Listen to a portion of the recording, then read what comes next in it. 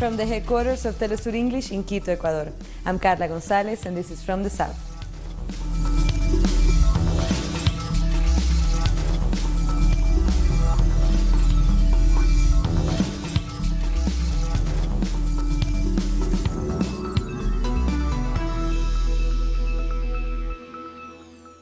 We start in Guatemala, where the explosion of the Fuego volcano has killed at least 69 people and has injured 300 others. The authorities say the natural disaster has affected 2 million people, and the number of those missing is unknown. Rescue workers have evacuated 3,200 people from the area since the eruption on Monday. Most of them have been relocated in shelters. Just 17 victims have been identified through their fingerprints and physical features. Authorities have warned the death toll could rise in the coming days. Guatemala's Institute of Seismology says no further eruptions are expected in the coming days, but heavy rains could trigger mudslides. It is obvious that the volcano's energy decreased, and its tendency is to continue decreasing. That is to say, there will be no new imminent eruption over the next few days. We expect that during the next 5 days it will rain harder, which could become a problem due to the possibility of mudslides because of all the materials from the volcano left in the ravines and rivers. President Jimmy Morales toured the areas most affected by the disaster along with his wife. They met victims and rescue workers in the 3 worst-hit departments. Sunday's eruption was the biggest in more than 4 decades, leaving villages buried under rivers of mud and lava. Thousands of hectares of coffee farms on the slopes of the volcano were covered with ash. The president said cookers, food, and cots are being delivered to shelters. The National Coordinator for Disaster Reduction is also opening more shelters. Our correspondent Mario Rosales has more from the Department of Escuintla. We are just outside a donation collection center located in a church in the community. People have started to bring water, food, and mattresses to help the victims of the volcano eruption, and the shelters set up for them around the affected areas. Guatemalans from the capital city and all over the country have joined efforts to help those in need, but also the rescue workers. No one has slept since Sunday in support of the victims, and to show solidarity with their fellow citizens affected by the explosion of the Fuego volcano. That was our correspondent Mario Rosales. The first funerals of the volcano victims were held on Monday in a central square in Alotenango, a municipality of the Guatemalan department of Zacatepeques. 7 of the victims were buried, with hundreds of people attending the ceremony. Their families adorned their coffins with yellow, white, and red flowers, candles, and metal crosses. The community also collected funds to help families who lost their homes and other belongings in the disaster. Social leaders in Mexico are resilient and ramping up their rhetoric in the run-up to the presidential election. Yet there are a lot of complaints across several sectors that are falling on deaf ears. Teachers have taken to the streets of the capital in an attempt to show the negative consequences of the government's plan for education reform. But their protests are being stopped by security forces. They blocked Mexico City so teachers can't enter. It's shameful to see how the government tries to keep us away instead of listening to us. Andrés Manuel López Obrador is the only candidate that talks about abolishing the reform as part of his presidential plans. The reform affected teachers' rights and the development of a new education model. We will get to an agreement with teachers, and we will work on a plan with the students' parents to improve the quality of education without affecting the teachers' labor rights. Rural workers have also protested. They marched in front of the Secretariat for Social Development to ask for resources that they are being denied to them. They haven't fulfilled the agreed compromises. They still haven't delivered the resources that they already assigned. There are a lot of secretaries that are using resources to pay the organizations that support their parties. According to the Electoral Institute, Ricardo Anaya, conservative candidate of the National Action Party, has spent most of his campaign, almost 10 times more than López Obrador, who leads the polls with a difference of 25 points. Arriba la familia. Go families, go Guanajuato, go Mexico. Arriba México. According to social activists, this election is a chance to end the neoliberal system that has damaged Mexican society so much. 6 social leaders and a former FARC combatant have been killed in the last week in Colombia, ahead of the second round of presidential election set for June 17. The killing of social leaders and human rights activists continues in Colombia during this presidential campaign period. Firstly, we need to mention that since January 1st of 2016, more than 401 social leaders and human rights defenders have been killed. Since the signing of the peace agreement, 299 people have been killed, and during the last year, 94 more. Social organizations are reporting that the cost is down to a variety of actors of the armed conflict. This is a very concerning situation that scares us about what's going to happen with the coming presidential elections. We see extreme right-wing people using populist strategies, and they are the ones who want exclusion, extermination, and open participation to keep ruling our country. Besides trying to stop social processes, the killings are directly linked to the elections. Colombia's history shows that during elections, persecution, threatening, and crimes against social leaders increase. Also, the killings of these people happen in places where people clearly support peace alternatives that try to overcome war. We are in a situation where they are trying to terrify us. The now political organization FARC is also a victim of these groups. Their members have been murdered and not allowed to participate in politics. The murder of our comrade in Tiango is the 5th recent murder here. We are talking about a group of 60 members killed just for doing their political jobs within the organization. Experts believe that this is a continuation of an extermination plan against those building peace and protecting people's rights. We're taking a short break now, but join us after this video from our multimedia team.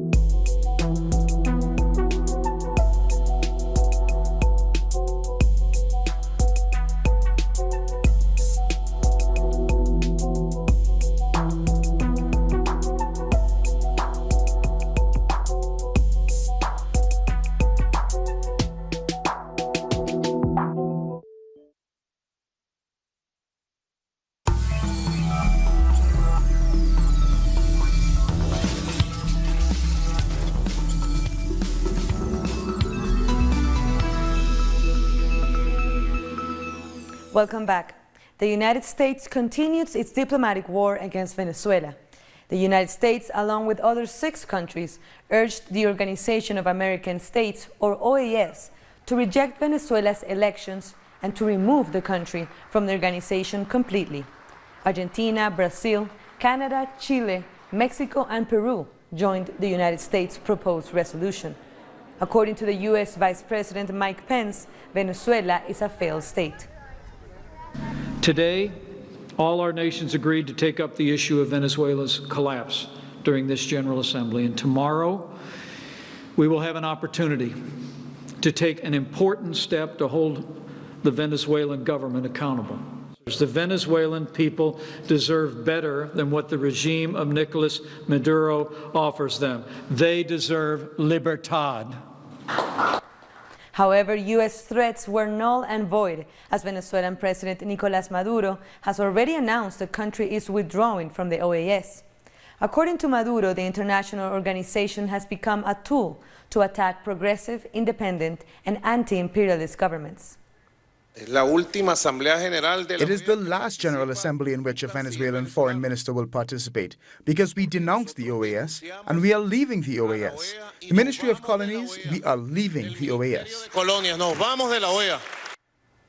On Monday, Venezuela's Foreign Minister Jorge Arreaza also responded to U.S. threats and rejected its attempts at intervention. The aggression against Venezuela is brutal. It's economic, financial, political, and mediatic. We are going to keep going forward, and we will triumph, because here is the historic battle between the Monroe Doctrine and the Bolivarianism. We are an independent, free, and sovereign nation, and no one will impede that the people of Venezuela fulfill its will and destiny of freedom. Moving to Argentina, where women took to the streets on Monday for the 3rd anniversary of the feminist movement called Ni Una Menos, or Not One Less. Like most countries in Latin America, Argentina currently allows legalized abortion only in some cases, including rape and risk to the mother's life. The green scarves that they wear are symbolic of their abortion fight, and the movement is also fighting for an end to gender violence. Also, the purple clothes that they wear during the demonstrations symbolize the bruises on a woman's body after she's beaten, raped, or murdered. Femininity ought to be rebuilt, ought to be turned from the stereotype and really converted into what we are. We are women who struggle, women who, by being united, are going to succeed with what we want. We also want the fear to end. That fear that every day we could be raped, or that any moment we could never return home. Let's hear from our correspondent Edgardo Esteban, who was at the protest and sent us this report from Buenos Aires. Buenas noches, Rey. Te saludamos a ti. Crowds of people gathered at the center of the capital city, Buenos Aires, and also in different cities all around the country under the slogan Ni Una Menos, or Not One Less. Women are out in support of feminism, human and LGBT rights. They're calling for an end to gender violence in the country. In Argentina, a woman is killed every 32 hours. People are also demonstrating in support of the abortion bill that Congress is set to debate next week. From Buenos Aires, that was Edgardo Esteban. Now to Bolivia, where the government is hoping to end 2 weeks of protests by students. Now the government has also to deal with a strike in the capital's neighboring city, El Alto. Representatives from the Public University of El Alto did not attend negotiations on Monday and initiated a 2-day strike in the city, blocking the roads. Blockades mainly affected the traffic between El Alto and the capital city, La Paz. Students are calling for an increase in the education budget. The government is trying to open a dialogue to solve the dispute. However, the public university authorities said they will only attend a meeting with Bolivian President Evo Morales. We are interested in solving the problem of the public university of the city of El Alto of La Paz. As mediators, we have listened very carefully to the decision of the 5 ministers, and now dialogue is really beginning. Before, there was a lack of attention to the university case here in El Alto from the leadership. We didn't want to assume that they had no intention of solving this problem, but on the contrary, they want to continue discussing solutions. Let's go to our correspondent in La Paz, Freddy Morales, who brings us more on this story. Here in the vice presidential headquarters, 5 ministers and members of social organizations from El Alto opened a dialogue to resolve the calls by the public university for more funding. However, university representatives did not attend this meeting, and so both the government and the social movements made a call to these representatives to participate in the talks. The city of El Alto has been virtually paralyzed due to a strike that started on Monday and is expected to last until Tuesday. A civic strike has been called to support the students' demands. That was Freddy Morales from Bolivia. A delegation from the International Monetary Fund is expected to arrive in Barbados this Tuesday to help address the country's financial difficulties. Barbados has seen a sharp increase in its foreign debt in recent years, and its foreign exchange reserves are under strain. Some economists are calling on the new government to cut its spending and jobs in the public sector. But Prime Minister Mia Mottley has said she wants to protect social services. Telesur's Soyini Gray spoke with David Comisión, chairperson of the Caribbean Pan-African Network in Barbados, to talk more about this approach to the IMF. It makes sense to get an injection of capital, foreign capital from the IMF. And so it is, I think, our thinking is that this is a short-term measure that will provide some breathing space that we need to carry out the kind of measured reforms that we need to carry out to our national economic model and to restore local and foreign investor confidence in Barbados. The U.S. Southern Command is about to begin its Trade Winds exercise in St. Kitts and Nevis. It is supposed to help the island's security and emergency forces prepare for man-made and natural disasters. The United States recently concluded a similar exercise in Trinidad and Tobago. This week, we will see over 500 military, law enforcement, and civilian personnel from 20 partner nations, including host country of St. Kitts and Nevis, undergo intensive training, much of which had been referenced by our own commander of the force, Commander Anthony Conred, and of course from General Juan Pablo Ferrero of the U.S. South Command. Civilian divers on Monday morning recovered 2 of 4 bodies who were swept out to the sea by a wave at a beach on St. Vincent's southeast coast. The 3 children and 1 adult disappeared on the water sometime on Sunday afternoon. The bodies of a 10-year-old and a 13-year-old were found, and another 10-year-old and a 29-year-old are still missing. Residents say, along with the rough waves and strong rip current, which are common on this beach, there is also a large undergrowth of seaweed on the seafloor. Swimming is not advised on Breakers Beach, and there is no information as to how the 4 victims ended up in the water. Dominica is dealing with an infestation of sargassum seaweed in its waters. The video that we're about to show you shows Marigot Bay in Dominica, with the water covered by a layer of thick brown sargassum seaweed. This has been a recurring problem throughout the Caribbean since 2011. It can cause problems for marine life, including sea turtles, and it has been known to affect ship engines, and of course it is aesthetically unappealing and can emit a foul smell, and therefore it has negatively affected the Caribbean tourism industry. Indigenous women from Bolivia and Peru have united to keep the environs of Lake Titicaca clean and help reduce the lake's contamination. By collecting cans, plastic bottles, and bags, the group hopes to set an example for other local residents and tourists who leave tons of garbage by the lake every year. Titicaca is the largest freshwater lake in South America and is considered sacred by the local Aymara people. But trash is contaminated, and in the dry season, when the water level is low, the scale of the disaster is way more evident. These indigenous women hope to raise awareness about the devastation and the effects of the pollution in the area. We'll take one last short break, but join us after another video from our multimedia team.